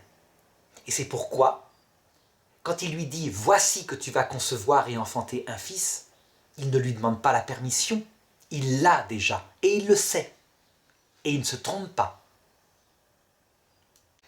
Ensuite, l'ange continue « Tu lui donneras le nom de Jésus ». Jésus, nom très important. Josué en hébreu. Yeshua quand on ne met pas d'accent. Josué, c'est l'homme qui, prenant la suite de Moïse, conquit pour le peuple hébreu la terre promise et réussit cette conquête brillamment. Il l'introduisit au-delà du Jourdain. Ce ne fut pas Moïse qui fit cela, ce fut Jésus, successeur de Moïse. Ce combat charnel que fit Josué avec des glaives de fer est évidemment une parabole qui parle à 100% du Jésus qui introduit l'homme dans la vraie terre promise qui s'appelle la vie éternelle. Et c'est pourquoi le nom de Josué signifie « Dieu sauve ». Et c'est pourquoi aussi toute l'histoire du peuple hébreu dans ses combats militaires charnels est une prophétie qui raconte le combat spirituel éternel pour conquérir la vie éternelle. De la même façon que lorsqu'on lit l'histoire de Jeanne d'Arc avec son combat charnel, on a exceptionnellement, parce que jusqu'ici ça n'existait qu'avec le peuple juif, une prophétie matérielle qui signifie aussi ce combat spirituel de l'âme pour arriver vers Dieu. C'est fantastique que ça ait eu lieu chez une petite sainte chrétienne comme Jeanne d'Arc. Eh bien, le livre de l'Ancien Testament est à lui tout seul une parabole entière, d'où le nom de Jésus. Dieu sauve. Il est évident que Marie ne pouvait pas recevoir de l'ange l'ordre de l'appeler Emmanuel, Dieu avec nous. Sinon, évidemment, Jésus n'aurait pas pu vivre son enfance dans la discrétion et Marie aurait été traitée d'orgueilleuse. De même qu'actuellement, en France par exemple, on n'appelle pas un enfant Jésus. On peut le faire en Espagne, mais l'usage en France n'est pas comme cela. si Marie, pour le moment, n'a pas encore saisi que ce Jésus serait Dieu fait homme, elle a par contre parfaitement saisi que ce que lui demande l'ange, c'est d'être la mère du Messie, le Sauveur. Et le texte continue. La prophétie que donne l'ange est forte. Il sera grand. Il sera appelé Fils du Très-Haut. Dans le texte, on met une majuscule. Est-ce qu'il est révélé là, à l'instant, qu'il est le Verbe éternel fait chair? Je ne dirais que Marie ne peut pas encore comprendre le mystère de la Trinité. Parce qu'elle n'a pas encore reçu cette révélation de la bouche même de son propre fils qui sera adulte plus tard. Mais pour le moment, en tout cas, elle voit une dépendance d'obéissance que Jésus, son fils, aura envers son Père. Le Seigneur Dieu lui donnera le trône de David, son père. Donc il sera roi. Il régnera pour toujours sur la maison de Jacob, et son règne n'aura pas de fin. Marie, qui est sans cesse en présence de Dieu, comprend les paroles comme Dieu les comprend, et en même temps, comme elle est une jeune fille qui a 14 ans, elle les comprend à la manière d'une jeune fille de 14 ans. Les deux ensemble. On sait que Marie va progresser dans la compréhension du mystère puisque d'autres textes dans Saint Luc le rapportent. Elle gardait tout cela dans son cœur. Pour donner une analogie, puisque je parlais tout à l'heure de Jeanne d'Arc, on peut voir la même chose en Jeanne d'Arc. Jeanne d'Arc, juste avant sa passion, les voix lui réapparurent dans sa prison, tenue par des soldats anglais qui voulaient la violer. Elle, ses voix, Sainte Catherine, Sainte Marguerite, qui avaient disparu depuis plusieurs mois.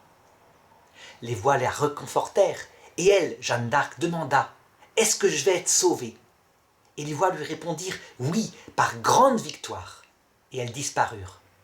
Et Jeanne d'Arc, on le sait, commença à se réjouir. Elle s'habilla de nouveau en homme, elle retrouva sa force parce qu'elle pensait que le roi Charles VII allait venir la sauver en payant une rançon ou en attaquant le château. La vraie victoire fut bien plus grande que celle-là, mais Jeanne d'Arc, qui avait 19 ans, ne pouvait pas le comprendre tout de suite, elle le comprit le lendemain. À savoir, le martyre, la vie éternelle, la royauté éternelle au ciel, la vision béatifique. On raconte que lorsqu'elle fut portée au bûcher, elle criait d'une voix douloureuse et lamentable « Jésus, Jésus !» Elle était dans la détresse profonde. Elle ne comprenait pas tout, mais elle faisait entièrement confiance à Dieu, qui pouvait la sauver de la mort en la ressuscitant dans l'autre monde. Eh bien, pour la Vierge Marie, à cette époque-là, là, dans le moment où elle parle, où l'ange parle, on constate qu'il lui donne sur Jésus que des prophéties de gloire. Il régnera pour toujours. Donc, elle comprend bien que ce n'est pas une petite royauté comme le roi David. C'est quelque chose qui est beaucoup plus profond, qui concerne la vie éternelle. Elle est tout de même élevée par sainte Anne, sa mère. Mais en même temps, il faut remarquer qu'à ce moment-là, l'ange ne lui parle pas de la croix, qui sera le couronnement de Jésus, de sa mort douloureuse. Il ne lui parle que de choses belles, glorieuses. Et on pourrait se dire, il la trompe, il ne lui donne pas une lucidité pour qu'elle puisse choisir. S'il lui avait dit, il sera crucifié, tu souffriras atrocement à ce moment-là, et non pas un peu plus tard, à travers la parole du vieillard Siméon. On pourrait dire que là, elle pouvait dire non pleinement éclairée. En fait, l'ange sait que la Vierge Marie, quoi qu'il arrive, fait obéissance à Dieu. Et donc, il peut lui révéler les choses peu à peu. Et c'est ce qui va se passer tout au long de sa vie. Elle va donc, je le disais, progresser, et on voit, rien que dans ce passage avec l'ange, les choses progresser en Marie. En effet, si on analyse le texte de l'ange, il sera fils de Dieu, il sera grand. Eh bien Marie pourrait deviner que ce n'est pas seulement un homme. Seulement elle répond simplement la question qu'il faut répondre. Et elle dit à l'ange, « Comment cela va-t-il se faire, puisque je ne connais pas d'homme ?» En fait, cette phrase énigmatique de Marie a permis à l'Église, portée par l'Esprit Saint, de comprendre un autre mystère que j'avais esquissé tout à l'heure, mais qui va permettre de comprendre qui est Joseph. On a dit au début du texte que Marie était promise en mariage à un homme. Je dirais que intelligence rapide, efficace, elle aurait pu se dire, d'accord, je vais avoir un enfant, donc Dieu ne veut pas que je reste vierge, et donc je vais l'avoir avec Joseph. Seulement, elle répond à l'ange, je ne connais pas d'homme, alors qu'elle vient de se fiancer quelques jours avant avec Joseph. Il y a une apparence contradiction. En fait, ça a confirmé ce que cette tradition disait, à savoir que Marie, véritablement, avait fait un vœu conditionnel de virginité et que Dieu semblait l'avoir comblé en lui faisant rencontrer un homme à qui elle s'était ouverte de cette volonté et qui avait dit « D'accord, nous ferons un mariage et jamais je ne te toucherai, je protégerai ta vie religieuse et ta consécration à Dieu. » Joseph, certainement fidèle à la loi de Moïse qui oblige toutes les jeunes filles à se marier, eh bien, il prenait son esprit et pas simplement sa lettre, parce que le mariage, théoriquement, devait servir aussi à donner la vie à des enfants. Il prenait l'esprit du message qui indique qu'il était un juste de l'Ancien Testament, mais d'une justice déjà spiritualisée, pas simplement une justice matériellement obéissante à la loi. Et donc, très probablement, la Vierge Marie avait trouvé l'homme qui la protégerait. Ce qui expliquera d'ailleurs la terrible épreuve de Joseph que je verrai un peu plus tard, quand elle reviendra enceinte après la visitation. Le texte continue, l'ange lui répondit « L'Esprit Saint viendra sur toi, et la puissance du Très-Haut te prendra sous son ombre. C'est pourquoi celui qui va naître sera saint, et il sera appelé Fils de Dieu. » Alors évidemment, là, tout est clair. Matériellement, au sens premier du texte, il est annoncé à la Vierge Marie que l'enfant qu'elle concevra ne sera pas le fils charnel de Joseph, qu'il sera le fruit de l'Esprit Saint, non pas que l'Esprit Saint lui-même serait le père de l'enfant, mais qu'il fera ce miracle dans le sein de Marie, donc elle l'enfantera sans avoir connu d'homme. Évidemment, on se rappelle la bénédiction qu'un jour une femme, donc des dizaines d'années plus tard, lors de la vie apostolique de Jésus, donna par rapport à la Vierge Marie. « Bienheureuse la femme qui t'a mis au monde, bienheureux les saints qui t'ont nourri. » Et Jésus répondra « Bienheureux plutôt celui et celle qui font la volonté de mon Père qui est dans les cieux. » Il faut remarquer que certains pères de l'Église, et puis aussi Luther, ou plutôt certains luthériens après Luther, interprétèrent cette parole pour résister aux catholiques qui mettaient une place importante à la Vierge Marie, en disant « Vous voyez bien, c'est que la Vierge Marie était simplement faite pour porter charnellement le Messie, mais qu'elle n'a pas toujours obéi. Il l'a même rabroué ce jour-là. » Eh bien, il y a une autre façon de lire ce texte. En fait, si la Vierge Marie peut charnellement recevoir l'honneur d'être mère du Sauveur, c'est parce que, justement, elle a toujours fait la volonté du Père qui est dans les cieux. Là, on trouve une cohérence avec le texte et le fait que l'ange dit à Marie « Tu concevras un fils » et qu'il ne demande même pas la permission. Elle est dans l'obéissance totale depuis toujours et elle le restera toujours. Elle est tellement dans l'obéissance que du coup, elle peut charnellement porter le Messie, la seule qui peut le porter comme cela. Il faut d'ailleurs se souvenir de cela. Marie est donc profondément obéissante, c'est donc quelque chose de spirituel, et ça se réalise par quelque chose de charnel. Elle porte en elle un enfant réellement conçu ce jour-là par la puissance de l'Esprit Saint dès qu'elle dira son fiat, ça veut dire en latin « qu'il me soit fait selon ta parole ». Eh bien, c'est une clé pour interpréter l'Écriture à chaque fois. Ça veut dire que quand une parole est donnée, Par exemple, une parole qui annonce dans l'Apocalypse la venue de 2 témoins. Eh bien, le sens est profondément d'abord spirituel. C'est par exemple l'homme et la femme en général qui témoignent de Dieu. Ça peut être 2 religions, l'une plus masculine, l'autre plus féminine, qui témoignent de Dieu. Mais très souvent, et presque toujours, ça se réalise aussi matériellement. En l'occurrence, c'est Jean-Baptiste et Jésus. Jean-Baptiste témoignant de manière virile, avec le zèle d'Élie. Et c'est Jésus qui témoigne avec l'amour d'Enoch. Et sans doute, à la fin du monde, ça se réalisera de nouveau de toutes les manières possibles.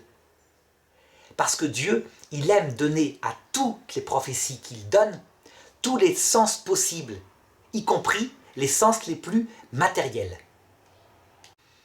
Et justement, pour bien signifier que ceci a un sens matériel, c'est un vrai enfant qui va être dans son ventre. L'ange ajoute « Voici que Élisabeth, ta cousine, a conçu elle aussi un fils dans sa vieillesse, et elle en est à son 6e mois, alors qu'on l'appelait la femme stérile, car rien n'est impossible à Dieu. » On peut dire que la grossesse d'Élisabeth, qui est déjà avancée, 6 mois, ça veut dire que son ventre se voit, elle qui est une femme qui a dépassé l'âge des règles, eh bien, manifeste à Marie que ce n'est pas une parole spirituelle uniquement,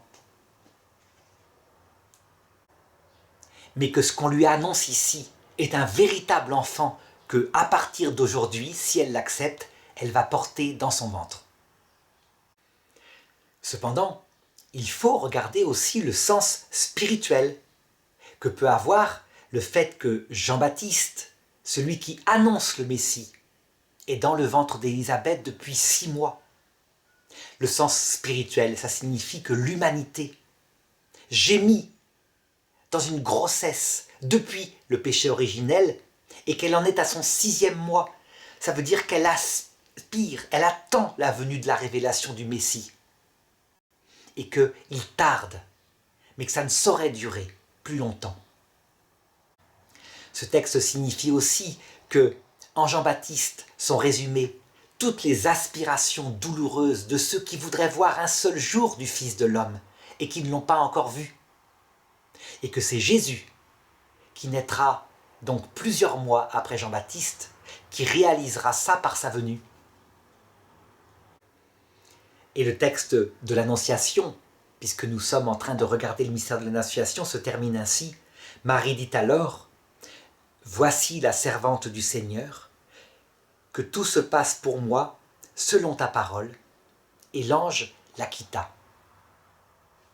Dès qu'elle dit son fiat, « Voici qu'il se passe sur moi selon ta parole », aussitôt, dans son ventre, est conçu l'enfant Dieu.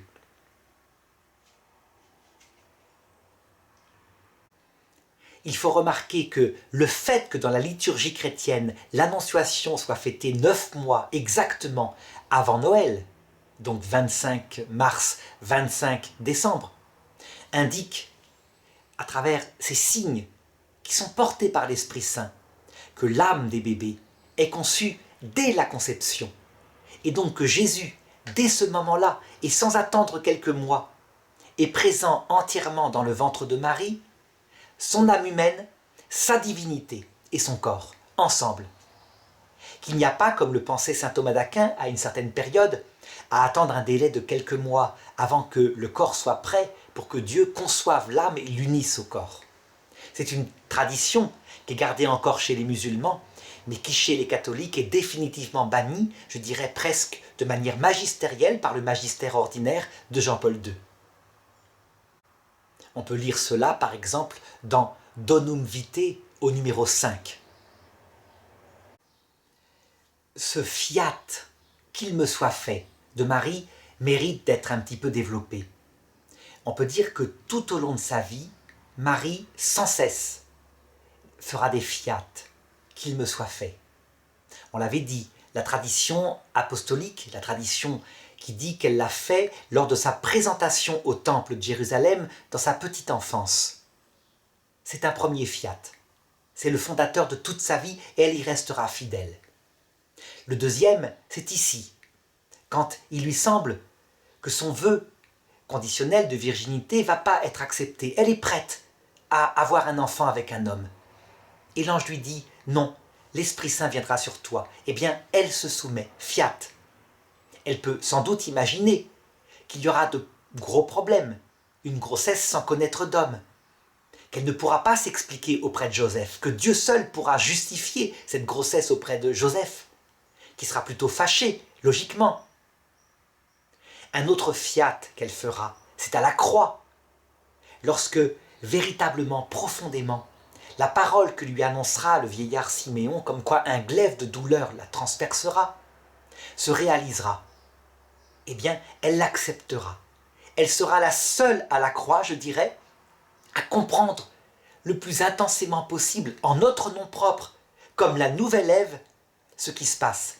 Et elle dira oui à Dieu, au point qu'on peut dire que, puisque l'alliance nouvelle dans le sang de Jésus est une alliance, ça veut dire que deux oui se rencontrent pour former un mariage. Eh bien, elle sera la mère de tous les vivants, la nouvelle Ève, la mère de tous les vivants de vie mystique, puisque nous n'étions pas là, mais que Jean, Marie-Madeleine, qui était là, ne croyait qu'appuyer sur sa foi. On le sait, puisque Jean lui-même raconte que lorsqu'il vit le linceul de Jésus comme affaissé, c'est là qu'il crut. Donc, qu'il resta à la croix parce qu'il était jeune, il risquait pas trop la mort, et que la Vierge Marie était là. Marie-Madeleine n'avait peut-être pas la profondeur à elle toute seule, bien qu'elle aime Jésus de tout son être, comme une femme parfois aime un homme. Ça veut dire qu'elle, de son côté, on peut soupçonner qu'elle a été amoureuse de Jésus. Tandis que Jésus, jamais, il voulait toujours lui faire découvrir la vie spirituelle. On le verra quand on étudiera le mystère de Marie-Madeleine qui se précipite aux pieds de Jésus à sa résurrection pour saisir ses chevilles. Ne me touche pas, je ne suis pas encore revenu vers mon Père. Ce qui signifie qu'il l'invite à l'aimer de la manière mystique, par l'oraison du cœur. Eh bien, Marie-Madeleine aussi ne comprenait pas. Donc, à la croix, toute l'Église dans sa profondeur est réunie en Marie et c'est son fiat. Autre fiat, très probable. On ne sait même pas si Marie a eu droit à une apparition de Jésus au jour de sa résurrection. Peut-être qu'il lui est apparu, mais peut-être pas. Et quoi qu'il ait fait, jamais, jamais, elle n'a fait autre chose que dire « qu'il me soit fait selon ta parole ». On sait qu'elle a vécu ensuite avec Jean de l'Eucharistie, et Jean lui consacrait l'Eucharistie. Elle se nourrissait de son fils. Eh bien, cette présence, qui n'était plus celle si palpable de l'enfance, dans la douleur, parce qu'il se cachait sous du pain, donc dans la nuit, elle l'a acceptée. On peut même penser que le fait que, d'après une profonde tradition apostolique, elle est morte alors que elle, Immaculée Conception, n'aurait jamais dû mourir. Son corps est immortel en ce sens que Dieu devait devancer sa mort biologique pour l'entraîner au ciel. Le fait qu'elle est morte indique à quel point les souffrances vécues avaient usé sa sensibilité, brisé son cœur. Et alors, la tradition raconte que Dieu la ressuscita, que Thomas, qui arriva 3 jours plus tard, qui fit ouvrir le tombeau en constatant qu'elle n'était plus là, crut qu'elle était vraiment ressuscitée et montée au ciel. Elle franchit toutes les étapes des chemins habituels des hommes. Elle se retrouva donc avant cette résurrection dans les 3 jours où elle fut sans doute morte. C'est ce que pensait aussi le pape Jean-Paul II. Dans le passage de la mort, comme avait vécu son fils, chemin habituel des hommes. Elle accepta tout. Et quand enfin, ressuscitée, elle vit son fils, qu'elle entra dans la vision béatifique de son essence divine, qu'elle fut déclarée reine, à savoir que le gouvernement total de l'univers lui fut confié, en toute confiance par Dieu, parce qu'elle était la plus petite. Eh bien, elle dit oui, et elle l'appliqua, véritablement. Qu'il me soit fait selon ta parole.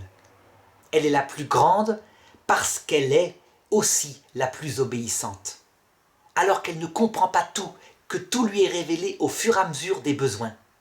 Mais toujours, toujours, elle obéit.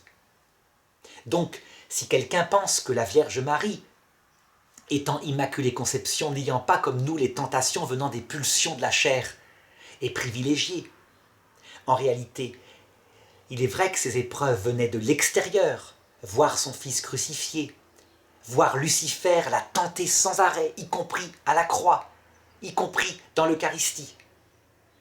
Elle restait fidèle quoi qu'il arrive. Et les tentations étaient bien plus puissantes, bien que étant extérieurement données. Voilà, mais je m'arrête là pour cette vidéo, puisque je m'égare dans des choses qui seront évidemment vues en théologie mystique vers la fin du commentaire de Saint Jean. Et je verrai dans la prochaine vidéo la visitation de Marie.